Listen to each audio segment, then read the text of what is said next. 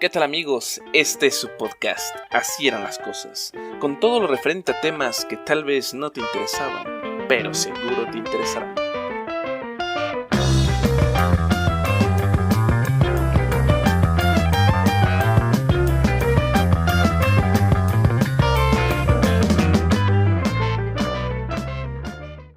Hola amigos, ¿cómo están? Bienvenidos a un podcast más de Así eran las cosas. Y en esta ocasión tengo el placer de presentarles a una amiga que también hace podcast. Y bueno, más bien que ella se presente. Hola, ¿qué tal? Yo soy Arumi del podcast Taciturna. Y pues gracias por la invitación aquí a Bandinux. Y hoy, ¿qué vamos a hablar? ¿Qué vamos a tratar hoy? Pues hoy vamos a perder nada más un poco de la tradición que tengo para mis podcasts, en el que hago un poco de sarcasmo y bromas y eso, porque quiero tocar un tema un poquito más serio, pero igualmente tratar de no aburrir en ese sentido, porque vamos a contar algunas anécdotas y vamos a hablar hoy de algo muy interesante, que son los famosísimos, que todos recordamos, libros de la SEP. Y les voy a contar lo que yo recuerdo de ellos. Ok. Lo que más recuerdo en la primaria es cuando me entregaban los libros de la SEP. No sé por qué, pero por alguna extraña razón me daba mucha emoción recibir mis libros. Sentía yo que eran gratis, ¿no? Aunque en el sentido de gratuitos, pues era porque mi papá pagaba impuestos. Claro. Pero aún así me daba mucha emoción. A pesar de que iban a ser libros que la verdad no iba a aprovechar al 100%. No. Porque bueno, yo era un poquito más fresa en la primaria, o en ese sentido. Y en la escuela a la que iba me pedían libros aparte de los que me daban los libros de la SEP, entonces casi no utilizaba los libros de la SEP. Pero había un libro en especial que odiaba. Era el peor libro que podía haberse construido jamás en el mundo. No sé por qué carajos a alguien se le ocurrió hacer un libro de esa categoría. Ajá. Era un libro que no podías tú en ningún momento cargar en tu mochila. Y ese pinche libro no sé si todavía exista. Sí existe. ¿Pero del mismo tamaño? Sí. Ay, no, qué gente tan enferma. ¿Por qué no piensan en los niños? ¿Por qué no piensan en uno? Ese libro, el Atlas. Es como para decir que vas a la escuela. O sea, no basta con que todavía tengas tu uniforme, tu mochila, sino que tienes que cargar tu Atlas. Sí, porque lo tienes que llevar en la mano. Claro. ¿Cómo se llamaba? Hay un nombre, mi papá, no me acuerdo el nombre que me dijo alguna vez, que era cuando el talego. Ah, el talego. Creo que era el talego. El cinturón. Un cinturoncito con el que abrochabas tus libros. Me está notando la edad. Sí. No, pero mi papá me platicó. Okay, yo no lo viví. Sí, no, pero sabes de qué está hablando. Creo que era ese, no estoy seguro. Pero, y entonces lo ponías en el cinturón. Bueno, si uno iba a la escuela con el cinturoncito de esos, claro, pues entonces no tenías problema porque pues no cabía en tu mochila. Ya cargaba. Aunque probablemente el cinturón iba a doblar un poco el libro. Sí. Pero al final los libros tenían eso, ¿no? Y ese libro, ese Atlas, era horrible. Y si no mal recuerdo, pues era el libro que hablaba, no como tal de geografía, sino que era como el que venían los mapas. Sí. Y mostraba los mapas. Yo hoy en día soy un fan de la geografía, me gusta la geografía. Pero cuando estaba más morrito, sufría mucho por la geografía. Y más cuando mi papá es topógrafo, me regañaba horrible. Entonces, ay, no, sí, era espantoso. Pero si hablamos, por ejemplo, en esa parte, yo recuerdo mucho que mi maestra de geografía, no sé qué carreras tenía, ¿no? En ese tiempo tú no le preguntabas a tus profesores. No, pero, bueno, y ya no en la primaria, ya más en la secundaria, que es cuando tengo más recuerdo. Me acuerdo una vez que mi papá dio una conferencia. Estaba dando una conferencia sobre... Recuerdo que estaba hablando sobre los polos. Okay. Y me puse mucha atención sobre el polo magnético y sobre lo que era el polo geográfico. Entonces, había el polo geográfico y el polo magnético. Yo no entendía por qué había dos polos. Después, poco a poco, estudiándolo y que con la explicación de mi papá, entendí que existe ese polo que es el que nos da la geografía, que es lo que está justamente arriba de nosotros, por el polo que nos muestra, en este caso, el campo magnético, que ves el que vemos con una brújula. Ajá. Entonces, papá, platicando sobre eso, hizo un comentario en esa conferencia que estaba dando sobre uno de los movimientos de la Tierra. Okay. Entonces, mi papá estaba hablando sobre la nutación. Entonces dije yo, no, la nutación me sacó de onda.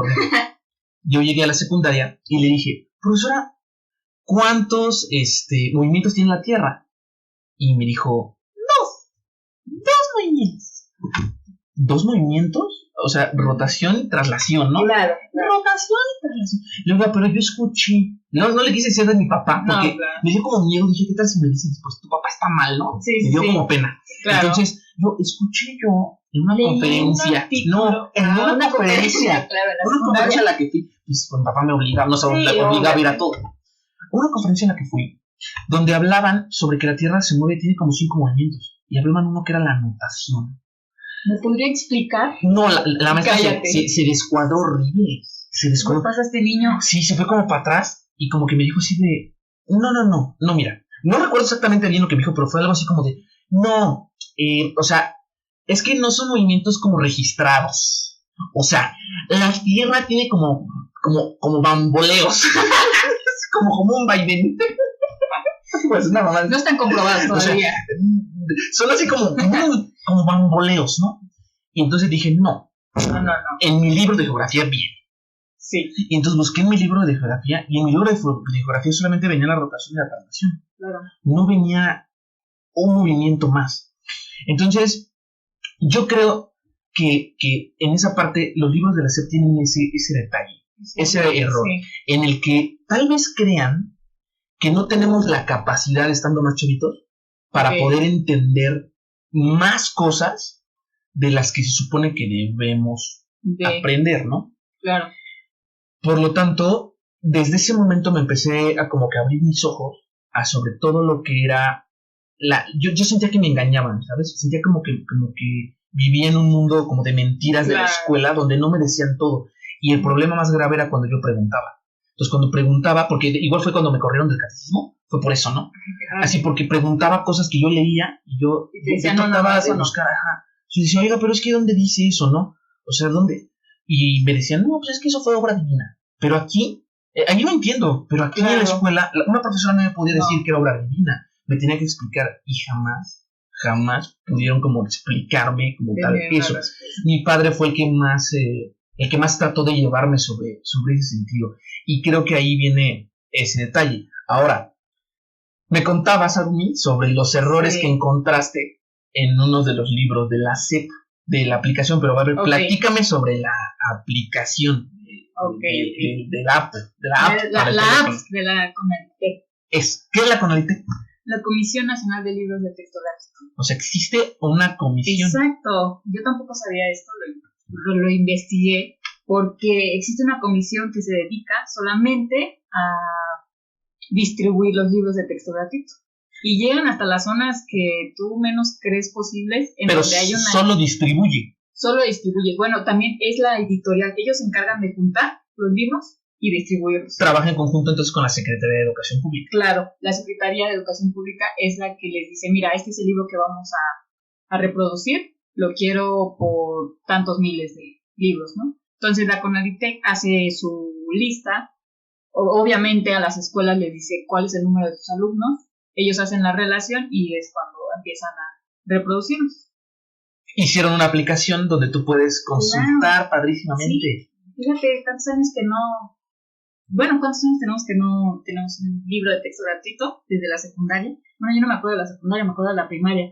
Pero sacaron esta aplicación precisamente para aquellas generaciones como nuestras y ver los primeritos libros que tuvimos desde... Bueno, la CONALITEC se hizo en 1960. Bueno, en 1959 es cuando lo propone Jaime Torres Bodet. El primer secretario de Educación Pública. Claro, ¿no? Y ya de ahí empieza lo que es Bueno, tampoco lo sabía, pero creo que somos el único país, fuimos el primer país en tener esta comisión y en poder tener estos libros gratuitos. Sí, de hecho eso sabía, que fuimos no sé si el primero, pero sí fuimos de los primeros países y creo que de ahí muchos otros países fueron los que empezaron a tomar como esta idea para empezar a difundir. Bueno, es que era cuando estábamos nosotros en esa época. Yo soy malísimo para la historia, pero según yo recuerdo, creo que era Adolfo López Mateos el presidente. Entonces, estábamos bien jodidos, o sea, no manches, el nivel de analfabetismo estaba pero por los suelos, o sea, entonces yo creo que la verdad es que tenemos que ser sinceros en esa parte. Fue una idea maravillosa, o sea, claro. Porque la gente, nosotros criticamos, yo veo mucho en Twitter y eso, ahora que salió el error de los 6 dedos, ¿no? Sí, que le llamaron el error de dedo. Que pusieron ahí que para que los niños aprendan a medir y que midan con sus dedos. o sea, la gente critica y juzga y habla de todo, ¿no? Siempre.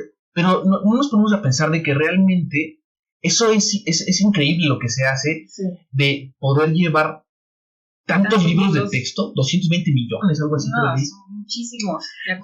A muchas comunidades donde probablemente no tienen como esa facilidad para tener acceso a libros. Entonces, es importantísimo. Y lo que hicimos como país fue trascendente. Claro. Y la verdad es que eso nos dio a que sí, se cometen muchos errores. Sí, eso. No es como que Gandhi te revisa tu libro y te dice, ya tiene 3 o más correctores de libros y te dice cuáles son las fallas, ¿no? Pues aquí probablemente no es de la misma forma que debería de ser. Exacto, pero es donde deberían de poner más cuidado. Exactamente, pero bueno, es un avance grandísimo y muchas generaciones han aprendido, o sea, yo aprendí con esos libros. Yo también. Probablemente no de la mejor manera, pero de estar analfabeta. No. Y en la ignorancia total. Claro. Es que ahorita ya le damos esa importancia, pero yo creo que a tu edad o a mi edad, no sé, 9 años, yo creo que los libros, yo me acuerdo mucho, o sea, yo aventaba los libros, los maltrataba, los rayaba. Digo, ahora ya estoy más grande y ya tomo otro sentido. Por ejemplo, ayer yo estaba viendo, porque todavía tengo esos libros, todavía los tengo ahí guardaditos. ¿Qué hago? ¿Los tiro? ¿Los dono? Sí. Entonces, bueno, ahí los tengo y me puse a leer uno, el de español de 5º grado creo era, y viene un relato de La Guerra de los Monos, del libro, de George Webb.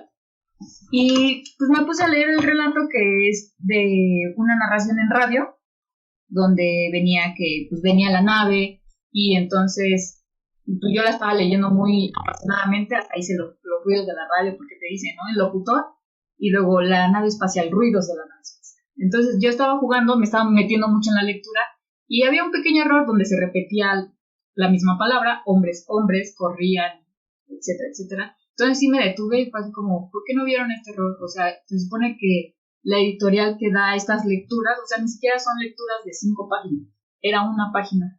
¿Por qué alguien no se detuvo y dijo, oye, ¿por qué no hay que corregir esto? Entonces, en mi curiosidad, dije, voy a bajar la aplicación, porque se supone que están todos los libros, y voy a ver si está lo mismo, porque el error de los 5 dedos, en la aplicación, de los 6 dedos, en la aplicación ya lo corrigieron, ahí está bien, ahí no hay problema. Entonces hice lo mismo, me metí al libro de español de 5º grado y no, ahí sigue el mismo error. Pero ¿qué pasa? También es un libro de 1993 y el de los 6 dedos es creo que de hace 2 años. Sí, porque en la aplicación lo padre es que puedes ver no solamente los libros actuales, puedes ver los libros hasta de 1960, ¿no? Sí. Todas las portadas, todos los libros casi de recortes. Y no sé si viste que también ahorita ya tienen como 1 o 2 años que sacaron libros en braille. Ah, sí, tienen libros en braille. Yo tampoco sabía, dije macrotipo, o sea, libros más grandes. O sea, si usas lentes y de plano. Para debilidad visual. Sí. Y está muy padre. La verdad, yo venía con la idea, voy a ser muy sincera, de criticarlos. O sea, porque dije, los libros de la SEP tienen razón, pues no creo que me enseñen mucho, pero en realidad no, yo creo que pues en realidad nos lleva, o bueno, tú y yo crecimos con esos libros y lejos de no aprender nada, creo que aprendimos bastante. No sé si están todos bien, porque es obvio que no sabemos quién los editó, precisamente quién los hizo, quién los redactó, no sabemos ni siquiera cuál fue la base de ese libro, pero sin lugar a duda ayudó a mucha gente. Digo, tanto que si es la generación de 1960, yo creo que es la de tus papás. Sí. En esa época es cuando nacieron nuestros papás, entonces desde ahí empezó, digamos, que la educación laica, gratuita. Bueno, y es que aquí tocas un tema muy importante, la parte del Estado laico. Esta situación es importantísima en México, porque también tenemos que remontar, no vamos a hablar mal como tal de ningún dios, ni mucho menos, etcétera, no, solamente hay que ser claros con ciertos conceptos de religión, y conceptos de religión hablando de algunos representantes de la religión. Sí. Entonces, solamente en ese contexto, o sea, también tenemos que entender que aquí en México, lo dijo muy bien Carlos Monsiváis alguna vez comentó, y es una frase que dura por mucho tiempo, y me encanta, porque Carlos Monsiváis decía que Televisa era la Secretaría de Educación Pública de los pobres. Y era fue una frase maravillosa, porque es cierto, nosotros los mexicanos crecimos realmente de esa forma. Y no estoy hablando de antes de que fuera, antes de 1959 que se empezaron a hacer los libros, no. Creo que a la fecha existe ese problema. Claro. ¿Quién es quien educa? Estamos viendo programas basura en la televisión en los cuales podemos nosotros, de la Rosa de Guadalupe, esas cosas tan famosas, o sea, son una maravilla, en el sentido de que son, a mí se me hace una maravilla porque se me hace una basura y me da mucha risa y digo, ¿cómo puede haber gente que cree en eso? Sí. Pero sí lo hay. Ese es el problema. Por eso Monsiváis hizo ese comentario. Porque realmente nosotros veíamos programación basura y en la televisión era como que el auge, así lo máximo. Entonces nos olvidábamos de otras cosas, ¿no? Y bueno, entonces, entrando a esta parte, que si se ve un poco el tema de la religión, es precisamente porque hay que recordar que en México la religión era quien pues prácticamente dominaba todo. Y más allá de decir, que la religión nos quería ignorantes, etcétera, etcétera. Sí, no, sí. Es que hay que ser realistas, no es que nos quisiera. Probablemente no nos metemos en ese si quisiera tenernos ignorantes. No, creo que los dirigentes, ellos mismos eran ignorantes. Sí. Entonces, al ser ellos mismos tan ignorantes, pues obviamente nos sumergían en el ignorancia. Como lo hacían, claro. Y entonces por eso nosotros teníamos esa limitación. Nos limitaban en todo sentido con respecto a la parte de la educación, en la que nosotros no podíamos tener cierta libertad o preguntas. No hace muchos años, tiene a lo mejor como unos... no es cierto, ya viví aquí donde vivo ahorita, tiene a lo mejor 1 año y medio, y el muchacho que sube el agua se llama Silvino. Okay. Entonces es un tipo que está fuertísimo, eso sí, es fuertísimo el hombre, pero es una persona muy amable, amable, es un tipo de verdad. Aquí en la unidad donde reparte el agua, los garrafones de agua, es muy querido, muy estimado porque es un chico muy amable. Siempre te habla con mucha propiedad. Es de las pocas personas, fíjate qué interesante, que cuando te dice, ¿cómo estás? Y tú le respondes, bien, y tú, es de los que te dice también, bien, gracias por preguntar. Y tú dices, ¿quién te contesta así? Como gracias por preguntar. Y entonces como que muchas veces la conversación es, hola, ¿qué onda? ¿Cómo estás? ¿Bien? ¿Tú? ¿Bien? Y ya. Ajá, no. Ahí termina. Cuando le dices, que estés muy bien, la gente te responde normalmente, igual tú, ¿no? Sí. Él es el que estás muy bien. Muchas gracias. Igual tú. No. Otra onda cuate. Claro. Bueno, él es cristiano, no sé de qué tendencia cristiana. Okay. Un día subió a dejarme el agua y no sé por qué empezamos a tener una plática y casualmente llegamos a un aspecto como de ciencia en la cual le hablaba sobre el espacio, ¿no? Okay. Creo que estábamos platicando o traía una cachucha, creo, de ahora esto de la ida a Marte, ¿no? De que iban a mandar las sondas a Marte del 2020, famosísimo. Entonces, algo platicamos así, creo que le llamó la atención mi gorra, le dije, no, es que verá Marte. Y entonces él me dijo, es que eso no está bien. Me hizo contar, eso no está bien. ¿Por qué no está bien, no? Ajá. Y entonces él me dijo, es que Dios nos puso límites. Entonces nosotros tenemos límites por Dios y nosotros no tenemos que ir más allá de lo que dicta las escrituras y la palabra de Dios. Entonces nosotros no debemos de explorar más allá. Y entonces yo dije, no puedo, o sea... ¿Cómo refutas eso? Sí, o sea, yo simplemente le dije, a ver, saliéndote un poco de ese tema, yo sé que por tu religión eso, salgamos un poco de ese tema, simplemente concéntrate en lo siguiente, con congruencia. ¿No te gustaría saber, digamos, conocer más allá? ¿Qué existe más allá? O sea, porque la Biblia que tú lees, que yo he leído, no responde todas las preguntas. No. Entonces, aunque tenga muchas, podemos nosotros a lo mejor decir, bueno, con estas tengo suficiente. Por este momento, por ahora, pero a veces necesitamos un poco más. Saber más, sí. Quiero conocer más. O sea, es que como la gente en la antigüedad miraba al cielo y decía, ¿por qué las estrellas se ven diferentes a tal hora? ¿Por qué hace más calor en una temporada que en otra? ¿Por qué llueve? Sí. Entonces uno se pregunta, bueno, ¿qué pasa con eso que veo que brilla, que parece otro mundo? Hay que ir, queremos conocer. Entonces creo que es bueno que nosotros conozcamos, ¿no? Tuvimos ese debate y al final él no lo aceptó como tal porque desde luego viene con esta parte como muy marcada en el sentido de que son gente que está adoctrinada. Sí. Pero me gustó que aún así no perdió como esa amabilidad y se fue y me dijo, ¿sabes qué? No lo había pensado, lo voy a pensar. Muchas gracias por la plática de hoy, ¿no? Sí. Entonces fue padrísimo platicar con él. Sí. Entonces, ¿a qué voy con esto? En que justamente gente como él viene limitada en todo este contexto de conocimiento, de ir un poco más allá. Claro. Y entonces, ¿qué hacen nuestros libros de texto? Nos empiezan a abrir un panorama de un poquito más. Claro. Con todo y el contexto de que había cosas en las que lo limitaban, como lo que yo les decía, ¿no? Sí, claro, de la Tierra que nada más gira por más. Entonces, no sé si tú recuerdes, entonces, algo más sobre lo que tú crees que te hayan limitado un libro de educación básica de estos de la SEP. En lo que hayas dicho, creo que después me di cuenta que esto no era falso. Pues no mucho, fíjate, ya que, pues obviamente yo como niña creía todo lo que me decían. Entonces, las cuestiones que yo tenía en ese entonces no eran demasiadas. A lo mejor, ¿sabes qué? Siempre me gustó la tecnología.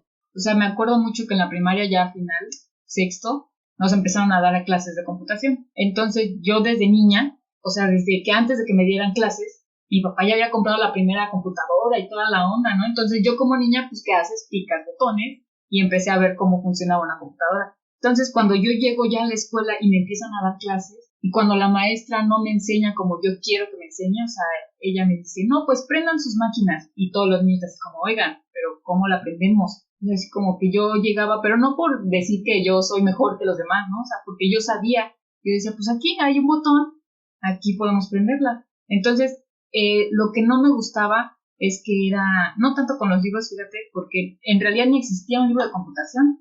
O sea, no hay, debería, ¿no? Porque ya estamos en pleno 2020 y creo que ahorita el boom es la tecnología. Claro. Debería de haber uno. A lo que voy es que no había libro como tal, entonces tenía que creer todo lo que me decía la maestra. Entonces, obviamente yo sabía más que ella y creo que lejos de hacerme atractiva la clase, pues lo que hacía era aburrirme. Y como tú dices, no la cuestionaba tanto porque era eso, que te veía así como, tú no sabes. O sea, ¿por qué me vienes a cuestionar si yo soy aquí la maestra, ¿no? Es más, me acuerdo muy bien, y va a sonar igual bien egocéntrico, que yo también me metieron a clases de inglés, ¿no? En otra escuela, porque igual no me daban clases ahí. Yo siempre fui en escuelas de gobierno. Entonces, me acuerdo muy bien que estábamos viendo un programa, un video o una presentación. Entonces, el programa viene en inglés, por supuesto, y creo que me dijo la maestra, oye, ¿tú sabes del programa? Y yo, sí, ¿puedes salirte de la presentación? Y yo, sí, pues mira, ahí está el botón de exit, ¿no? Así, tal cual, así yo lo leí. Y decía, ¿cuál? Y digo, ese. Dice, no, pero es que ese botón exit es de que todo fue un éxito. Ah, ¿en serio? Estuvo hermoso eso. ¿Cómo no había celular en esa época para que la grabara así? Y yo nomás hice como una pequeña carcajada, así como, no, ese botón es para salir, maestra. Ah, sí, ¿no? Significa que la presentación fue un éxito. Y yo, no. Qué hermoso. Digo, hasta en las caricaturas, yo me acuerdo en esa época que pues, prácticamente Nickelodeon también era en inglés, o había letreros en inglés. Entonces, de ahí, de alguna forma, también te aprendes las palabras. Pero fue una cosa, no tanto con los libros, pero sino a lo mejor un poco con los maestros. Como tú dices, yo creo que los maestros no estaban tan capacitados en ese entonces como para darnos clase o ser tan apasionados y saber qué es lo que estaban dando. Creo que la tecnología o el tiempo se los estaba comiendo. Y yo creo que ni siquiera los libros como tal, ellos los revisaban. Yo creo que ellos al mismo tiempo que nos daban la clase, prácticamente veían la lección con nosotros. Volviendo al tema, ayer estaba viendo otro libro de quinto año, estaba en uno creo que de español, igual después de la lectura que tuve, y había unas preguntas sobre la lectura y me decían así como, ¿tú crees que esta lectura tiene algo que aprender? ¿Qué notaste en las oraciones? Una pregunta así como, explica, ¿no? Explica tu respuesta o explica qué es lo que entendiste. Y yo lo único que respondí fue, está bien. Y entonces, y tenía una paloma y me pusieron 10 y toda la onda. Entonces, yo ahora que lo leo, yo así como, o sea, la maestra de plano ignoraba mis respuestas. Sí. O sea, ni siquiera me dijo, oye, ¿qué onda? ¿Por qué pusiste esta? Ni siquiera estás escribiendo bien. O sea, ahí me di cuenta que en realidad no ponían atención a tantos alumnos que tenían. Claro. Bueno, es que eso es complicado, porque también hablar sobre la educación en México, o sea, podemos entrar en muchos contextos sobre la educación. La parte principal de la educación, muy formativa y en contexto moral, es desde luego nuestros padres. Desde ahí empieza todo, ¿no? Claro. Porque hasta desde cómo son nuestros padres es hasta qué escuela vas a ir. Si vas a ir a una escuela religiosa, si no vas a ir a una escuela de gobierno, si vas a, o sea, desde ahí viene todo esto. Pero después viene la parte en la que podemos siempre ver tantos problemas que existen, ¿no? Con todo esto de los sindicatos y ahora toda esta faramalla de los profesores, ¿no? Y bueno, tal vez no es meternos en un sentido político de que ¿por qué los profesores no quieren hacer como que las pruebas, bla, bla, bla? Sí, no, eso no. Eso no es como tocar este tema, pero sí es cierto algo. Y lo puedo decir yo con experiencia, porque yo soy profesor de una universidad. Entonces, justamente ahora que nos toca lo de la pandemia, del COVID, sí. Yo soy muy fan de la tecnología, así como tú dices, ¿no? Entonces yo soy súper metido en la tecnología y estaba tratando de buscar las formas en las que yo pudiera atrapar a mis alumnos y también hacerme la vida más fácil. ¿Sí? Entonces yo empecé a utilizar Google Classroom desde muchísimo tiempo, no sé cuánto, desde que yo entré a dar clases, probablemente así formalmente, desde 2014 o 2015, yo estaba dando Google Classroom, ¿no? Y entonces yo ya más o menos trabajaba con él, he visto la evolución que ha tenido cada vez mejor Google Classroom. Sí. Y entonces yo estaba trabajando y a tal grado de que me gustó mucho y me empecé a meter a los cursos avanzados para ser partner de Google Classroom, ¿no? Entonces saqué mi certificación y todo bien padrísimo. A nadie le importó. Pero cuando viene lo del COVID, Claro. ya empieza a importar. Sí. Porque entonces hasta la misma universidad empieza a decir como que no sabe ni siquiera qué plataformas recomendar. Entonces yo como que trataba de alzar la voz de, oigan, podemos usar esta, podemos usar la otra. Los profesores que sabían que yo utilizaba esas plataformas me empezaron a buscar, oye, Héctor, ¿cómo le haces, no? Entonces empecé a mostrarles cómo integrar que YouTube y Google Classroom y que podían mandarse las tareas y Google hace todo, hasta revisa si la plagiaron, la copiaron, es una chulada, ¿no? Perfecto. Entonces, ahora, y con esto, digo, o sea, yo veo muchos profesores, yo soy de los más jóvenes o el más joven tal vez en la universidad como profesor, pero otros profesores sé que pues también le pegan a la tecnología. Pero entonces tengo un comentario un día y una plática con mi papá. Mi papá es profesor desde hace muchos años, probablemente 30 años mi papá es profesor o más, o tal vez más, ¿eh? Y entonces mi papá ahorita tiene 67, 68 años y él ahorita es él trabaja en el Politécnico, pero él está en el sindicato del Politécnico, de la ESIA, ¿no? Sí. Entonces él está metido en esa onda y entonces me estaba platicando, me dice, híjole, qué difícil está haciendo ahorita coordinar a los profesores para que den las clases en línea. Y digo, papá, pero está muy fácil. Mira, de volada. O sea, como que le empecé a platicar yo. Y entonces me dice, papá, no, a ver, espérate. A ver, me pone un alto. Me dice, mira, tú tienes aquí una situación. Tú eres joven y no pones muchos peros. Me dice, pero yo tengo profesores que se están quejando primeramente que porque dicen que ellos no tienen que dar clases en línea, que porque su contrato dice clases presenciales. Y entonces es cuando yo digo, qué poca. O sea, qué falta de amor a dar clases. O sea, ¿qué esperabas que tu contrato dijera? En caso de una emergencia sanitaria, tienes que, oye, no, o sea, tienes que dar clases. O sea, entonces no voy a dar clases, porque hay pandemia y yo por línea no. Entonces, después indagando más, como platicando con mi papá, ¿cuál es realmente el problema que tienen los profesores? Pues el mismo problema que tuvo un papá cuando tuvo su primera reunión en el sindicato. Me habló por teléfono y me dijo, hijo, ¿me puedes venir a ayudar? Porque ¿cómo me conecto esta madre del Zoom? Ajá, ¿qué es esto? Entonces le tuve que dar la clase de cómo hacerlo y ahí viene el problema. Entonces en el Politécnico, para no hablar de por qué en el Politécnico sucede eso, pero porque tú también estudiaste ahí, hay muchísimos profesores que son viejos, que no se quieren jubilar, no quieren jubilarse, por muchas cosas, que porque las becas, que porque la chica, no quieren jubilarse. Y entonces son viejitos, claro, les quieres poner a dar clases en Zoom, pues no saben cómo hacerlo. Porque tienen que preparar material nuevo, tienen que hacer cosas nuevas. Entonces, ese viene el problema. El problema de la educación en México también radica en ese sentido. Como lo dijiste ahorita muy bien con los profesores, que no querían actualizarse. Están peleados con actualizarse y que cómo es posible que haya alumnos que vamos más adelantados que ellos. Tal vez no en conocimiento, pero en herramientas de trabajo. Y entonces ahí viene justamente ese problema de las herramientas. Si regresamos entonces a la parte de los libros de texto, creo yo que, por ejemplo, ese avance de la aplicación es fabuloso. Es fabuloso ese avance. Pero ¿dónde está el retraso? En que la forma de enseñanza también tiene que evolucionar. Sí, claro, por supuesto. Porque yo, por ejemplo, como le enseño a mis alumnos, estoy enseñando completamente diferente a como yo salí de la carrera. Y yo salí de la carrera no tiene muchos años, tal vez 10 años que yo salí de la carrera, y tengo que cambiar mi forma de dar clases. Claro. A mí me apasiona muchísimo, ¿no? Pero lo cambio completamente por el hecho de que yo digo, es que esto ya no llama la atención. ¿Cómo yo mantengo la atención de 40 alumnos? Y a veces sí siente uno como profesor esta como decepción en el sentido de que a veces sí ves claro a los alumnos que les vale, que no les interesa, pero uno trata como de atraerlos. Y entonces cuando uno hace cuentas, haces cuentas y yo te entonces preguntaré a Rumi, de toda la carrera que tú viste, ¿cuántos profesores, digamos, haciendo más rápido, un cuenta rápido, que es que ahorita, porque a lo mejor y nos quejábamos, ese es un desgraciado, ¿no? Pero ¿cuántos profesores? Porque podríamos decir que, no sé, o sea, haciendo cuentas de que toman 8 materias por semestre, multiplicar 8 por cuántos semestres serán 10, por ejemplo, supongamos 80 profesores. De esos 80 profesores que tuviste, ¿cuántos crees que son profesores que tú dices ahorita, reconozco que ese profesor era buenísimo y sí le importaba dar clases, era un profesor que amaba dar clases, amaba la docencia? ¿Cuántos crees? Yo digo, así por un número rápido, 3. Exactamente lo mismo conmigo. Sí. Pero de 5 profesores que realmente dices qué amor tenían por la docencia. Es más que si yo nada más una vez me pasó, nada más llegué yo con otro compañero en ese entonces a dar la clase, no sé por qué la mayoría de mis compañeros se la saltó, pero tampoco nos avisó.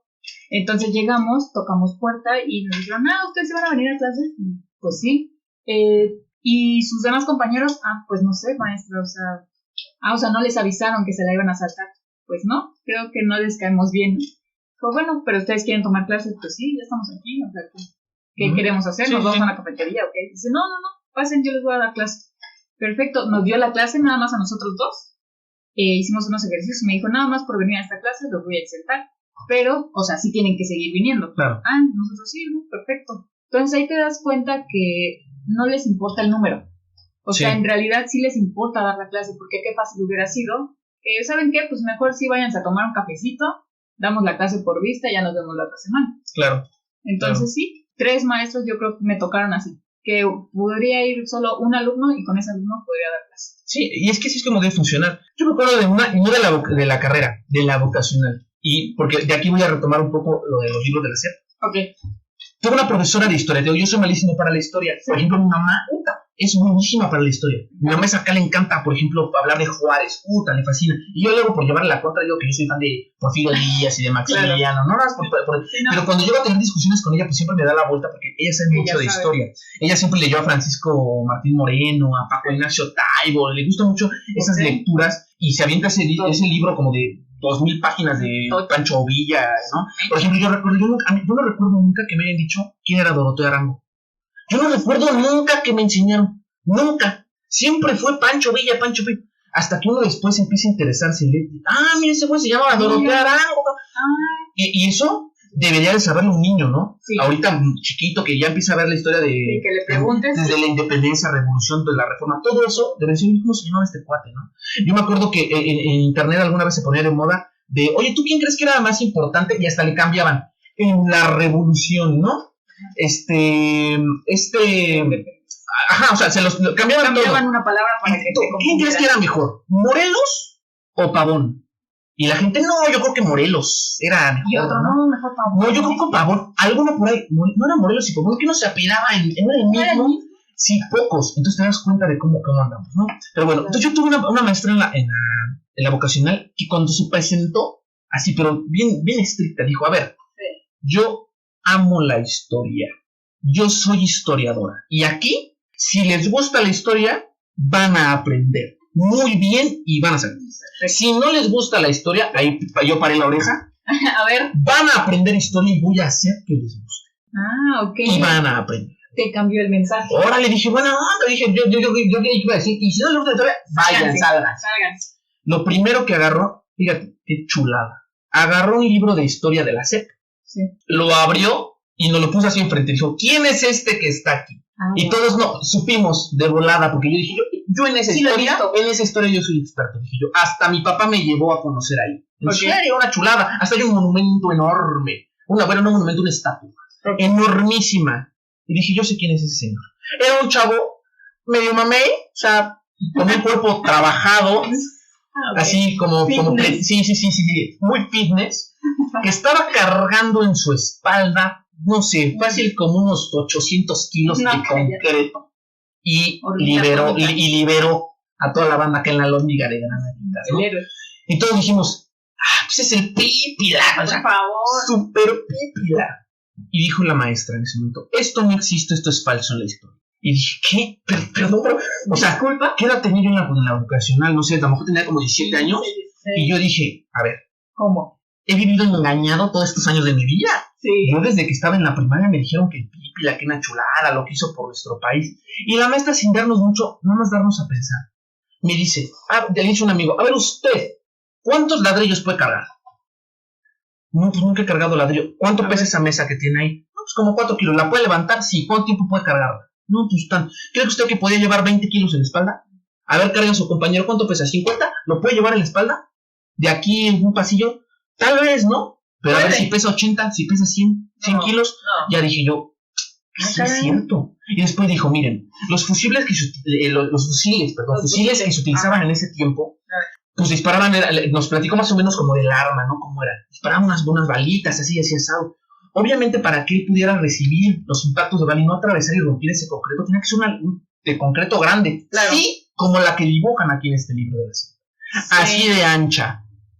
No, ¿cuánto va a pesar? Y yo dije, no tiene todo el sentido. Dije, está cargando 800 kilos este señor. Ya tomas el libro. Y luego aparte en el dibujo se veía que había como unos mecatitos, o sea, como que ya venían los hoyitos perfectos para amarrar el mecatito y se lo hizo mochila. ¡Qué chulada! Y dije, bueno, si fuéramos nosotros, si en vez de venir los españoles, nos hubieran dado acá su sangrecita y acá, y todo diciendo que el Pipi lo hubiera sido mestizo, pero porque se supone que no, que era bien indito, ¿no? Claro. Pero dijera, si nosotros fuéramos nórdicos, no, seguro sí lo levantamos. Con trabajo, pero sí lo levantamos. No, por favor. Pero nosotros estamos escuálidos, estamos chiquitos. ¿Cómo íbamos a levantar eso? O sea, no puede ser. Entonces, nos dice eso la maestra, y luego nos viene y me rompió el corazón con los niños héroes. Ay, luego los niños héroes. Dijo, este güey no se aventó por la bandera, hijo. Se le dieron unos balazos y se cayó y se quiso agarrar de la bandera y cayó con tu bandera. Claro. Que no vengan a contarles el cuento de que, ay, que por su bandera y se la amarró y se aventó. Eso no tiene sentido. O sea, amarras mucho tu patria, eso, pero por un pero no lo haría. O sea, no haces ese tipo de cosas. Ajá. Y que aventarte, no. O sea, defendieron eso. Y a lo mejor, y ni defendieron como dicen ellos. Estaban huyendo. Probablemente estaban huyendo, eran cadetes, seguramente llegaron, entraron y masacraron a todo el mundo. Claro. Entonces, desde ahí como que abrí mis ojos y me di cuenta y dije, ¿qué pasa? Pero muy fácil. Y lo hablo en otros de mis podcasts. Y claro. Después entendí ya más grande. Es que, ¿sabes qué? Es mejor, más fácil, para explicar todo este contexto, crear ídolos. Eso sí. Entonces creas un ídolo para que la gente diga, no, hombre, yo así como el Pipi, si algún día me meten acá al reclu, los libero a todos. Exacto, crear patriotismo. Exactamente, pero por medio de ídolos falsos. Sí. ¿Quién me abrió mucho mis ojos? ¿Quién fue la persona que yo leí y a la fecha soy fan, en paz descanse, que se me hace un tipo que para mí realmente me enseñó de todo, muchísimo? Ríos, este caricaturista. Okay. Sí.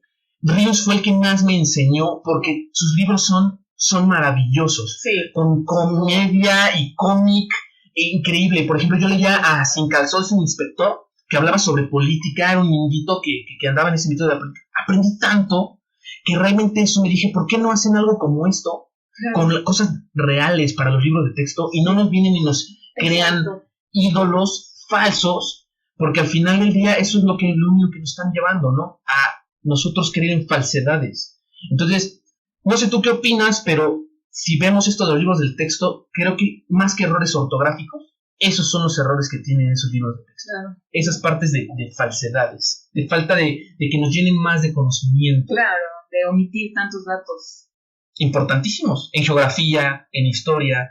Las matemáticas, estamos en un nivel bajísimo de matemáticas, porque yo veo en Cuba, la gente en Cuba tiene un nivel altísimo en matemáticas, y aquí nosotros, con los libros, nos ponen unos problemitas horribles, o sea, por favor, que realmente no nos enseñan como para qué funciona, sino como robotitos hacia las islas. Yo le digo a mis alumnos, ¿quién de aquí sabe hacer una división a la antigüita de esta casita, pero con 2 afuera? Así. Y pocos son los que logran hacerlo bien. Claro. Y me dicen, es que eso no se usa. Tenemos calculadora. Y es que realmente desde ahí viene el contexto de los libros de texto de la SEP, es que no nos están llevando a algo más real. Sí. Algo más de hoy. ¿Por qué lo tenemos que usar? Nos lo hacen así como que nos quieren poner el ejemplo de para que aprendas a recibir cambio. Y ya. O sea, ¿qué me quieren hacer? Entonces nada más yo para ser un tipo que solamente haga eso, para que sepa regresar el cambio en la micro. O sea, no me están llevando con una mentalidad de... Sí, para crecer. Para crecer, para tener otra idea. Así es. Y bueno, y a todo esto, entonces, ¿qué puedes concluir? Pues que tenemos un buen sistema de libros de texto gratuito. No sé si sabías, pero bueno, te voy a dar unos datos interesantes que tengo, o que descubrí ayer, precisamente. Y no sé si sabías, creo que a ti te tocaba pagar la de 1993, ¿no? No estoy tan viejo, no mames. ¿Sí sabes más joven, verdad? Sí, no. No, verdad, no sé en qué año estaba yo en la primaria. ¿Pero qué portadas te tocaron? ¿Patria o las nacionalistas? No, me estás preguntando cosas que yo en mi vida me pregunté. Pero a ver, 80 y... ¿Qué nací yo? 88, 9, 91, 92, 93. Sí, tenía 5 años, ¿no? Creo que a los 6 años estaban en la primaria. Yo estaba... Más o menos. Entonces, existieron en este caso, hay 5 portadas. La primera fue la portada de las nacionalistas, o sea, siempre incluyeron lo que son hombres, políticos, revolucionarios, todo esto para crear en los niños patria, patriotismo. Ajá. Ok, entonces ya de ahí nos vamos a lo que es 1972, cambian las portadas y ya invitan a pintores y retratan lo que son juguetes tradicionales y artesanías mexicanas. O sea, para que fuera ahora no tanto de patria, sino más cultural. Sí, más cultural, exacto. Para el 87 intentan con el arte abstracto, paisajismo y geometría. Ah, ok. Entonces ya iban evolucionando con las portadas. Ujú. Para el 93 regresan con las nacionalistas, que son las que prácticamente nos tocaban a nosotros. Ok. Y para el 2013 vuelven con Patria. O sea, como que ya no quisieron quebrarse la cabeza. Pedimos el patriotismo y como que quisieron regresar, ¿no? Ajá, Patria es creo que de las portadas más, ¿cómo podría decir? ¿Recurrentes? O sea, La más como significativa para la Conalite, ok. porque es una mujer de tez morena e incluyen lo que es la industria, la agricultura y la cultura. Entonces dicen que es el presente, el pasado y el futuro de México. Ah, ok. Por eso es que recurren tanto a regresar a esa portada. Ya. O sea, no fue nada más al azar, realmente sí hubo Sí, hubo acá. Bueno, sí se pensó, ¿no? Claro. Y pues no mucho. ¿Qué otros datos tengo? ¿Sabías el costo de los libros que tiene? No sabía. Bueno, ¿el cuánto le cuesta al país? A la SEP, ¿cuánto le cuesta producir un libro? No. De texto gratuito, pues en primaria cuesta $7.50. Son baratos. Y en secundaria 34.78. Es muy bastante barato. Sí, es bastante barato. Porque, o sea, la verdad es que yo sí recuerdo, las hojas no eran las de máxima calidad, No, claro. pero se veían bien los colores, Sí. Eran libros que duran, tú estás diciendo que tienes todavía libros de cuando ibas en la primaria, entonces está mostrando que los libros duran bastante, Sí. Y sí yo recuerdo que al final el trato que uno les daba de no ponerles tanta como importancia y cómo los tratábamos, entonces sí duraban bastante, entonces realmente son libros para la posteridad, ¿no? Que pueden durar mucho y para el precio que están costando, porque digo, yo que era niñito así más fresita y que fui toda la primaria en escuela de paga, por ejemplo, te voy a contar, yo iba en La Salle, ¿no? En la primaria. Entonces hice ahí el cuarto y el quinto de primaria, no me recuerdo, y lo que tienen estos cuates de La Salle es que ellos preparan sus kits de útiles, o sea, no es como que te dan la lista y tú vas a hacer tu lista de útiles a donde puedas, no. Ahí pagas tu inscripción y todo y te dicen que aparte tienes que pagar el kit. Entonces, el cuadernito tiene el forro que donde dice La Salle, ¿no? Ah, ok. Y aparte ya viene como del color específico y viene como rotuladito, muy bonito. Entonces, son libros así muy cuadernos, muy, nice. muy especiales. Y los libros igual. O sea, a pesar de que es un libro, por ejemplo, no recuerdo, ¿no? Pero voy a decir una editorial. Cuando hicieron un libro de McGraw-Hill, que utilizaban, no sé, para física o algo así, de todos modos como que le ponían un sello ahí de que era parte de La Salle. No, yo no sé cuánto costaron, yo no sé si McGraw-Hill llega a un acuerdo con la escuela y le dice te los va a dar más baratos y la escuela no los revende, no lo sé, ¿no? Pero obviamente estoy seguro que no costaban ni 17 ni 34 pesos.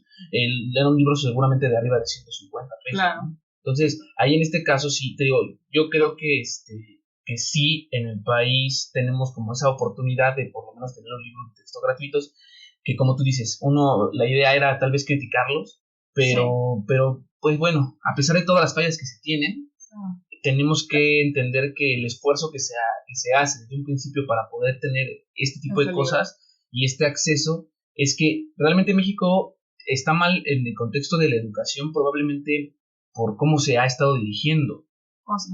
Cómo se maneja, pero no realmente en otra situación como de... El material que te están dando. Exacto, de materiales o eso. Es evidente que en las escuelas de gobierno, pues sí, faltan cosas, ¿no? Sí, faltan que computadoras y falta todo eso. Y evidentemente también no hay, como que no se les da los recursos suficientes para que pueda uno, digamos, como trabajar bien, por así decirlo. Pero bueno, tú y yo que somos del Politécnico, aprendemos a que pues de cierto modo uno con lo que tiene, pues trabajas y te rifas. Y al final sí eso da un poco como de cierta enseñanza. Que creo yo que, por ejemplo, el Politécnico todavía el contexto de formar técnicos, porque es la técnica al servicio de la patria. Exacto. Este contexto de formar técnicos siento que ya está quedando un poquito, o debería de quedar un poquito olvidado y empezar a ir un poco más hacia progreso y hacia adelante, porque ya no estamos en esa época en donde se necesitaban técnicos para poder sacar adelante la industria, ¿no? Ya ahorita lo que nosotros buscamos es más llegar a una industria ya bien formada y pues llegar con otras herramientas, ¿no? Entonces, ese tipo de cosas son las que faltan, pero también depende mucho de la preparación que tenga los profesores que empiezan a formarse para dar clases en el país. Pero pues no sé si tienes algo más que comentar sobre tus famosísimos y amados libros de texto que aún guardas. Pues nada, la verdad es que, como dijiste, la intención a lo mejor era criticarlos, pero ya una vez que te introduces y te informas, ves el otro lado de la moneda. O sea, hasta dónde llegan los libros de texto. Estaba viendo la ruta, porque también te muestran la ruta de los libros, y hay una isla en el Caribe, que está en Cancún, Isla Mujeres, ahí también obviamente hay escuelas, claro. Y hasta allá llegan los libros. O sea, toda la ruta que lleva, porque lo que vi es que no los llevan por avión, todo es por territorio nacional. Okay. Entonces imagínate llegar, hay 2 imprentas aquí. Bueno, hay una en Tlalnepantla, y hay otra en Querétaro. Entonces prácticamente salen del centro de la ciudad hacia todos los estados de México. Es bastante. Sí, o sea, una ruta de aquí a Monterrey o de aquí a Baja California es bastante. Sí, yo estuve leyendo sobre justamente esto de cómo se entregan los libros, y había gente que se quejaba porque decía, es que los libros llegan muy tarde, ¿no? O sea, sí. Las clases empezaron en enero y los libros nos están llegando hasta mayo. Entonces, claro, creo que puede haber una mejor supervisión, o sea, vamos a hablarlo como tal, de logística y planeación para poder hacer la entrega, todo el modelo de transporte que se requiere para hacerlo, pero también hay otra cosa que tal vez esa gente no entiende, y yo lo entiendo ya más, porque justamente el área donde yo estoy laborando, dando clases, es precisamente una carrera de ingeniería en transporte urbano, y entonces hay que entender el contexto de que probablemente el gobierno, para que salga, no sé si ellos quieren que salga muchísimo más barato o no hay el dinero para poderlo dar, porque habrá quien diga, tenemos el dinero suficiente para poder hacer una logística impresionante. Pero bueno, si nosotros, yo como lo pienso, oye, no somos UPS o DHL, claro, ¿no? Para entregar 220 millones de libros en un día. Claro. Entonces, con todo ese contexto, creo que también hay que decir, bueno, por lo menos estamos teniendo libros de texto. Claro. Algo que tal vez nos faltó investigar más a detalle es realmente cuántos países, en este caso por lo menos de, no sé, Latinoamérica, tienen libros de texto gratuito y tienen este trabajo que hace México con respecto a la educación. Habría que como que ver mejor quiénes lo hacen y si lo hacen mejor como nosotros lo hacemos. No, en realidad yo leí que Guatemala prácticamente nosotros lo adoptamos. Entonces nosotros ayudamos a Guatemala y le mandamos libros de texto gratuitos, porque hay una comisión, como en relación exterior, hizo ahí un trato con Guatemala y le dijo, ¿sabes qué? Yo te voy a ayudar y yo de mis textos gratuitos te los voy a dar a ti. No todos, obviamente, no te voy a cubrir todo tu país, pero sí te voy a dar un porcentaje que va a ayudar a tus niños. Entonces ahí hay un intercambio de libros. Obviamente Guatemala va a tratar de dar algo a México, pero todavía no sabemos qué es. También en Chile, México puso la primera escuela gratuita y también tienen un trato en el que les quieren dar libros. Todavía no hay como tal un intercambio de libros gratuitos, pero sí ya se está viendo la forma de ayudar a todos los niños de Latinoamérica. Entonces ahí es donde se ve realmente ese trabajo, ¿no? Y tal vez nosotros no somos expertos en el tema, nada más estamos tratando de comentar lo poco que conocemos y nuestra experiencia sobre cómo he vivido el libro de texto. Es claro que también depende de cada uno. Yo creo que el que quiera crecer, digamos, intelectualmente, pues no se limita a lo que te diga el libro de texto, ¿no? Entonces, si se va a quejar uno de solamente el libro de texto que te dieron, dices, es que con ese libro de texto que me dieron, pues ya no aprendí nada, pero no, creo que se trata de un avance que uno poco a poco va teniendo para, digamos, llegar a un grado al que uno quiera, ¿no? Al final de cuentas. Entonces, pues no sé, yo creo que por mi parte es todo. No sé si contigo igual. Sí, ya cerramos el tema. Y pues podemos cerrar aquí el tema. Y pues, bueno, yo soy Van Linux, me encuentran como Así Eran las Cosas. Y yo soy Arumi y tengo el podcast de Taciturna y también me pueden buscar. Entonces, pues ahí nos encuentran si quieren escucharnos. Tratamos con temas diferentes, pero al final y nos juntamos para un poco de hablar dentro de lo que yo trabajo mucho de sarcasmo y todo ese tipo de cosas. Y Arumi, que es un poco más seria en sus contextos de sus podcasts y habla de libros, entonces quisimos juntar un poco eso y probablemente en algún momento hagamos otra colaboración para hablar de otro tema. Y pues entonces, muchas gracias por escucharnos. Gracias. Adiós. Escuchaste el podcast Así Eran las Cosas. Si te gustó, qué bueno. Si no, ya conoces la salida.